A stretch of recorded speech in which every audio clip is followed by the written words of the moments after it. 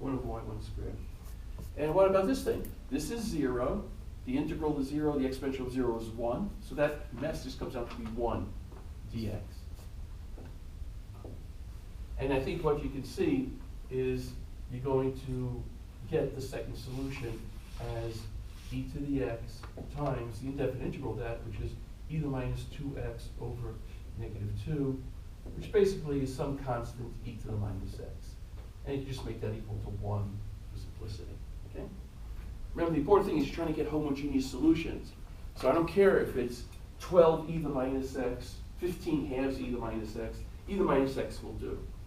Because when we write the general solution, you see whether that thing is going to be reinvented, because we're going to do c1 e to the x plus c sub 2 e to the minus x. So no matter what constant you had in there, it's going to be absorbed in this guy. So just make this guy as simple as possible. Okay? By, when I say simple as possible, by scaling out any constants, you can't just make e to the minus x equal to 1 or something like that, right? You have to keep the x dependence in there. So indeed, the formula works, okay? At least for that simple problem. What we want to do now is, let's go to some less trivial ones, okay? And all I have to keep, I can't remember that, so keep that on the board, okay? But when you do the homework, it's good to know. And then there's always a problem when I give the exam of, I usually just let people bring a cheat sheet or I write out one up, because I don't want you to have to memorize formulas, okay? So,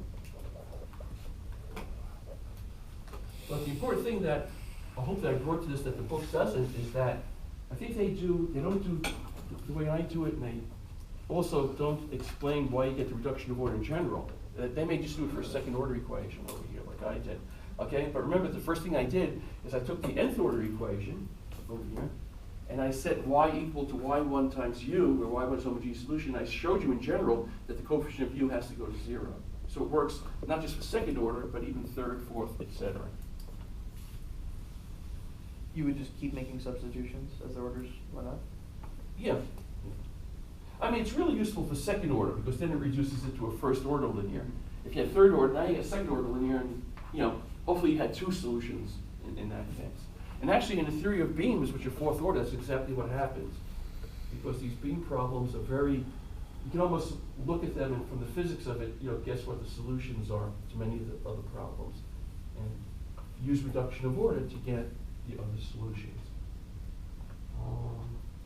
Okay, here's example number 2 now. So we did example number 1 2 ways.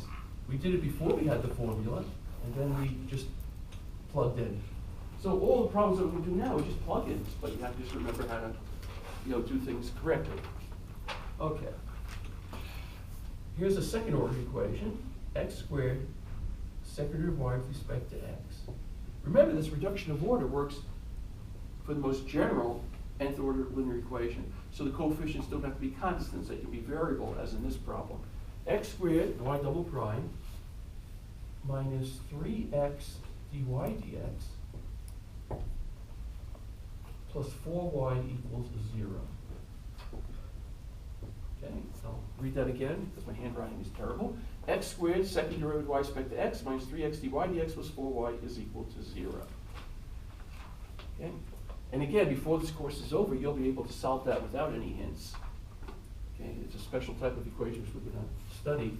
But for the time being, I'm telling you y1 of x is equal to x squared. And again, you should verify that that's a homogeneous solution. Okay?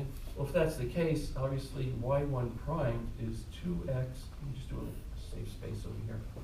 y1 primed is going to be 2x. y1 double primed is equal to 2. And what happens when you plug it in? What's L1, Y1? I'm just checking that it works.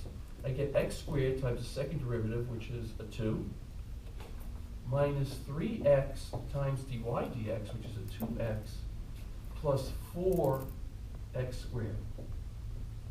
Is that 0? I get 2x squared minus 6x squared, which is minus 4x squared plus 4x squared equals 0. Yes. So it is a homogeneous solution. And I suggest in the homework, when you do ones on this topic, that it's a good idea to verify. Obviously, they're not going to give you steer you the wrong way. They'll say, like in this problem, they'll say y1 is a homogeneous solution, but check it out. Okay? Yes, that's when you do things in practice.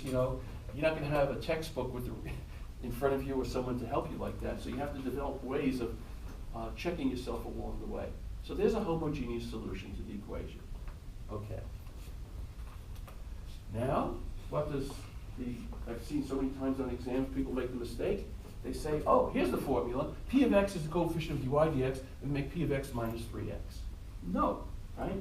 Because when we derive the formula, because I don't hold you responsible for the proof, but at least you have to remember what you should do if you're taking notes is write this and make a little note to yourself that the equation must be of the form y double prime plus P of x y prime plus Q of x y equals 0. Okay. That was the start point of the whole derivation, so therefore the y double prime coefficient has to be 1. And in general, there's no loss in generality, we can always do that. Divide by x squared. So now we've got the second derivative of y with respect to x, right? Minus 3 over x. That's 3x over x squared, which is minus 3 over x dy dx. That's really all we need. Plus 4 over x squared y is equal to 0. And you know what's also a bad thing happens on the exam? When a person forgets to make this P of x equal to minus 3x or something, not in this case, but one problem I gave on an exam, when you put it into this form, this integral was easy to do. And if you had it without that, it was hard. And they spent the whole time, pages and pages doing integral that was just intractable. Okay? So, now we definitely see what's going on over here, right? It's of the form y double prime plus P of x y prime plus Q of x y equals 0. Good. So P of x, for this case, is just minus 3 over x, right? And what we need in this hideous formula is the integral of minus P of x dx. So minus the integral of P of x dx is what I need, is what? The integral of 3 over x, which is 3 log x, which is the logarithm of x cubed. Again, you have to know your laws of logs. I think on the last exam I got something like that, and then they had to exponentiate, and a person now had e to the 3 log x, and they could have just written it as x cubed, right? And then lost points. Okay. So therefore, the exponential of that integral, which is another part of the formula, the exponential of minus the integral of p dx in our case, is just e to log x cubed is x cubed. Very simple. Okay? So what's our second solution? Our second solution, y sub 2 of x, in this problem, is given by, take your first homogeneous solution, which we said was x squared. Now we have to do the integral of 1 over y1 squared. That's going to be 1 over x to the 4th. Right? That's my 1 over y1 squared right over here. And the exponential of negative the integral is x cubed dx. So that becomes x squared, right? The integral of x cubed of x to the 4th is the integral of 1 over x, which is log. So you get x squared times the log of x. Let's make sure I didn't make a mistake. Yeah. And again, I want to get into the habit now. What's the general solution to the differential equation y of x? Well, it's a second order linear equation. I have two linearly independent solutions, superposition. The most general solution is C1 times the first solution, which was x squared, plus C2 times the second solution, which is x squared log x, where C1 and C2 are arbitrary constants. Okay. And as a check, again, the great thing about this is that suppose you do the homework problem and the answer is not in the book. Did I get it right? You can always check. And you don't have to plug in the whole mess, right? Because you know the theory says that if x squared is a homogeneous solution, x squared log x is a solution, I'm done, right? So maybe what you want to do is just go to the original equation over here and set y equal to x squared log x, and I guarantee you that it will solve the homogeneous equation. Okay? So the good thing about this course is that 95% of the time you can check whether your solution is right or not. Just plug it into the equation. Okay, any questions on this particular one? It's just making sure that we get it into this canonical form, so to speak, identifying the coefficient of dy dx, and just following the formula. Let's do another example.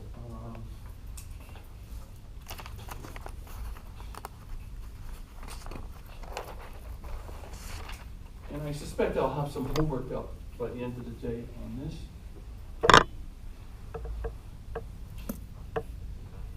Okay, next week we're off, right? So, enjoy.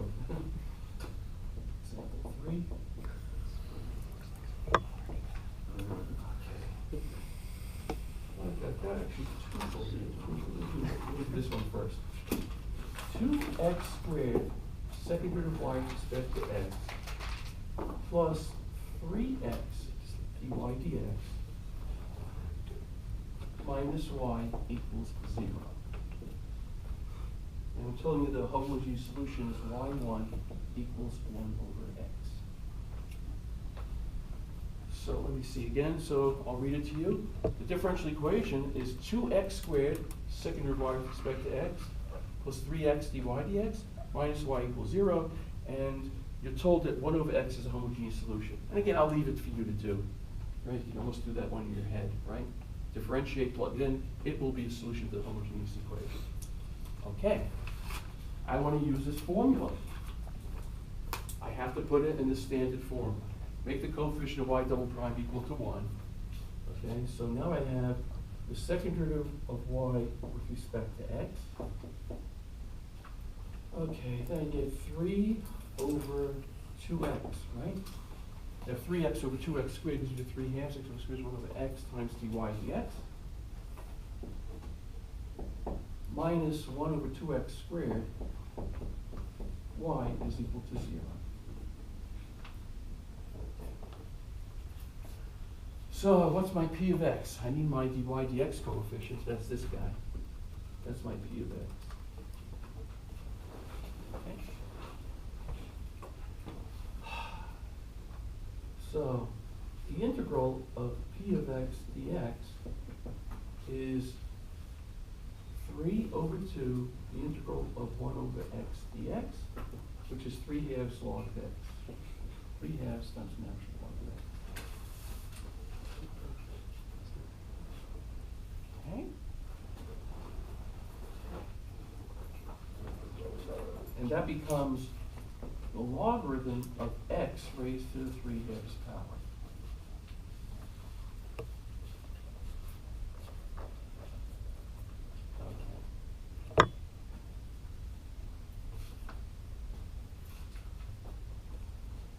So, the exponential of the integral of p of x dx, I'll take care of the minus sign in a second, is x to the 3 halves, right? Right? If the integral of p of x is x, I'm going to raise e to that.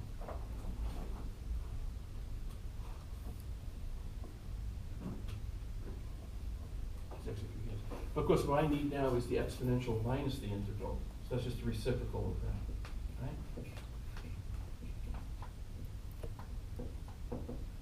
So it becomes x to the minus 3 halves. Right? Because e to something and e to minus something are just reciprocals of one another. Okay, and now we're just going to plug in. Hopefully we can do the integration.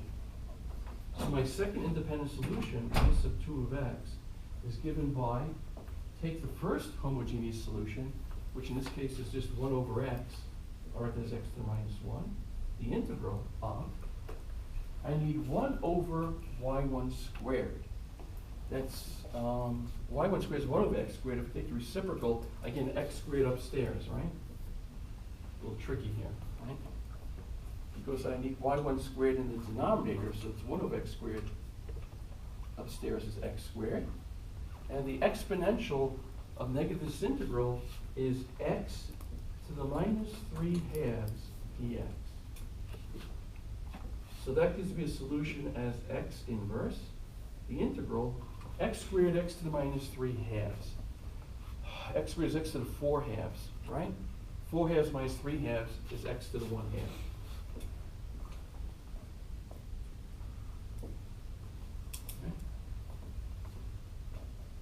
Okay, and that integral is easy enough to do. Y sub 2 of x is x inverse. Okay, and if I do that integral, it's x to the 3 halves times 2/3, I guess, right? If I differentiate that, I get x to that minus 1/2. Okay. And again, who cares about the 2/3 because it's just a multiplier. I basically have now x to the minus 1, x to the 3/2. That's x to the 3/2. 3/2 minus 2/2 is 1/2. Hopefully I got this right. So y2 of x, we can take that to be basically, what did I say? X to the 1/2. X to the right? 1/2. Square root of x. And again, excuse me, when I write this, realize that this is not equal to this is the fact that when you write the second solution, you don't care about multiplicative constants, right? Because we're going to do c2 times y2 anyway. So then the c2 would absorb the 2/3. Okay? Is that right? X 3/2 minus 1/2. Okay. Let me see if that's correct. Yes. Okay. So the general solution to the equation, I'll put down y over here, is equal to c1 times the first solution, which is 1 over x, plus c sub 2 times the second solution, radical x. That's the most general solution to that second order differential equation that you have over here. And you notice that this solution does not make sense at x equal to 0. And that's to be expected because we have what's called a singularity at x equal to 0. That's what's called a differential equation called a singular point. Okay? And there are many equations, like say the theory of vibrating plates. You always get equations like this where if it's many times, imagine doing a circular plate and it's an annular plate like this. Okay, so you have material over here, and there are certain boundary conditions. Okay, instead of having x, you'll have r, which is the radius. Okay, and clearly here, r equals 0 is not part of the domain of the plate. So these things do occur in practice. Okay, we get things with logs and stuff like that, and there's a physical reason that something blows up at a certain point. Okay, any question on that one? Again, this is just a plug-in.